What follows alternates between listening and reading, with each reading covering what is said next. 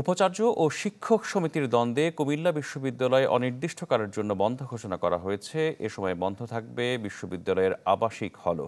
Syndicate সভায় এই সিদ্ধান্ত নেওয়া হয়। এ বিষয়ে আরও জানাতে কুমিল্লা বিশ্ববিদ্যালয় থেকে যোগ দিচ্ছেন আমাদের সহকর্মী জাহিদুর রহমান।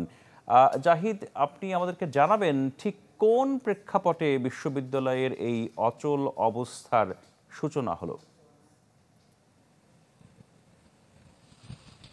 রাহাত, গত কয়েকদিন ধরে আসলে বিশ্ববিদ্যালয়ের অচল অবস্থা, বিশেষ করে উপাচার্যের কাছে বিশ্ববিদ্যালয়ের যে শিক্ষক সমিতি তারা ৭ দফা দাবি জানিয়েছিলেন এবং তাদের দাবি পূরণের জন্য তারা বেশ কিছু কর্মসূচিও নিয়েছিলেন।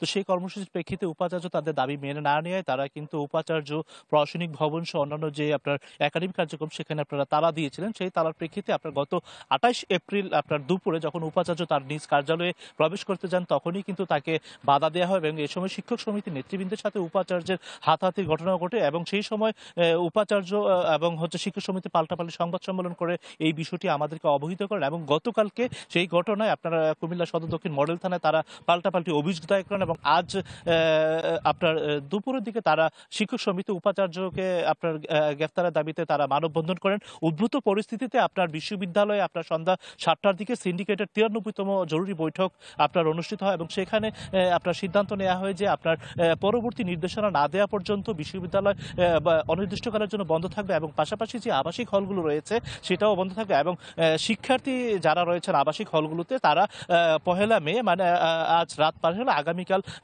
বিকাল ৪টার মধ্যে তারা হলগুলো ছেড়ে দেওয়ার জন্য নির্দেশনা দেওয়া হয়েছে এবং পাশাপাশি আরও নির্দেশনা দেওয়া হয়েছে যে আপনার এই নোটিশের প্রেক্ষিতে বলা হয়েছে যে আপনার জিএসটি যে পরীক্ষা চলমান আছে সেই পরীক্ষার কার্যক্রম চলমান থাকবে, বিশ্ববিদ্যালয়ের অন্যান্য কার্যক্রম বন্ধ থাকবে এবং শিক্ষকদের সাথে তারা যে দাবিটুকু জানিয়েছে সেই দাবিটুকু কতটুকু যৌক্তিক সেজন্য একটা কমিটি করা হবে। কমিটির সুপারিশের ভিত্তিতেই তাদের দাবিগুলো বিবেচনা করবে এবং পাশাপাশি গত ২৮ এপ্রিল যে এই ঘটনা ঘটেছে সেটা আসলে তদন্ত একটা কমিটি করা হবে। কমিটির প্রতিবেদনের ভিত্তিতে মূলত আসলে পরবর্তী পদক্ষেপ নেয়। তো সে পর্যন্ত আসলে কুমিল্লা বিশ্ববিদ্যালয় বন্ধ থাকবে। এই হচ্ছে সর্বশেষ অবস্থা কুমিল্লা বিশ্ববিদ্যালয়ের। রাহাত, জাহিদ, অসংখ্য ধন্যবাদ আপনাকে।